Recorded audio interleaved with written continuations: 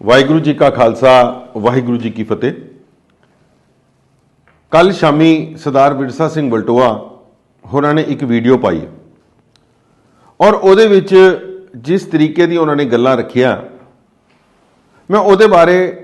अज तुहाडे नाल गल करन वास्ते रूबरू होया और एक गल मैं खास तौर पर संबोधन कर रहा जथेदार अकाल तख्त साहब नूं। जथेदार साहब जी, मैं आप जी नूं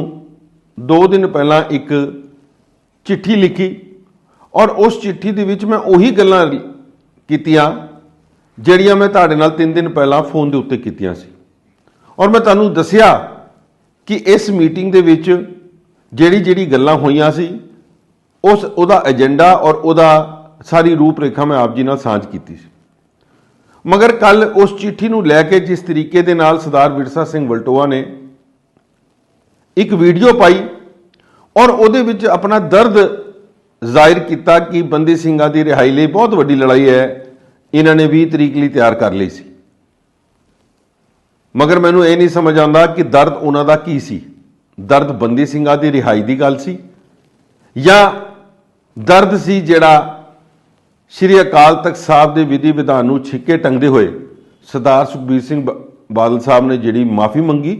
और उस माफ़ी नूं जिहड़ा दास ने अपोज किया। मैनूं हाले तक उस वीडियो की क्लैरिटी नहीं समझ आई कि यह दर्द जिहड़ा वलटोआ साहब दे विच किस चीज़ का है, क्योंकि श्रोमणी अकाली दल का कभी भी एजेंडा बंदी सिंघां दी रिहाई का नहीं रहा। क्योंकि ये 2019 तक तुसी सरकार दे विच केंद्र सरकार दे विच रह के वजारतां मानते रहे हो, कभी बंदी सिंघां दी रिहाई बारे कोई गल नहीं की। अज जिहड़ी पीड़ा तुसी संगत दे अगे दिखा रहे हो, मैं वलटोआ साहब आप जी नूं दसना चाहुंदा कि जिहड़ी मेरी चिट्ठी है वो श्री अकाल तख्त साहब नूं पूरी दी पूरी रिपोर्ट देने की जिहड़ी मेरी ड्यूटी है, क्योंकि उन्होंने मेरी जिम्मेवारी लाई है। और इस दे राही मैं एक पहले भी चिट्ठी लिखी सी जिहदे बारे मैं अपोज किया सी तुहाडे नाम दे उत्ते कि एक राजनीतिक बंदे नूं कदी भी एसओजी कमेटी का हिस्सेदार नहीं बनाना चाहिए। मगर उस तो बावजूद भी जिहड़ी मीटिंग हुई और मैं अज जथेदार साहब नूं बेनती करदा कि जिहड़ी गल मैं तुहानूं कही सी अज सामने आ गई है कि सरदार विरसा सिंह वलटोआ बिना राजनीति किए हुए रह नहीं सकता, क्योंकि इन्हां दा सिर्फ ते सिर्फ इको एजेंडा है अपने आकावां नूं खुश करना। और हमेशा पंथ दे नाल जो इन्हां ने कीता मैं उहदे बारे ज़्यादा विस्तार से नहीं जाना चाहता। मगर मैं अज आप जी नूं बेनती करांगा कि मेरी चिट्ठी राही अगर किसी नूं ये लगता है कि मेरी चिट्ठी दे राही अपनी गल दसनी जथेदार अकाल तख्त साहब नूं गलत सी, तो मैं हत्थ बन के अपनी चिट्ठी नूं विड्रॉल करदा और धामी साहब दे भी चरनां 'च बेनती करदा, तुसीं अपनी जिहड़ी रूपरेखा बनाई सी उहनूं बनाई रखो। मेरे करके तुहाडे किसी प्रोजैक्ट दे विच विघन नहीं पैना चाहिए। जथेदार अकाल तख्त साहब वल्लों बनाई कमेटी का जिहड़ा एजेंडा सी असीं उहनूं चला लांगे, मगर ये गल संगत नूं दसनी बहुत जरूरी है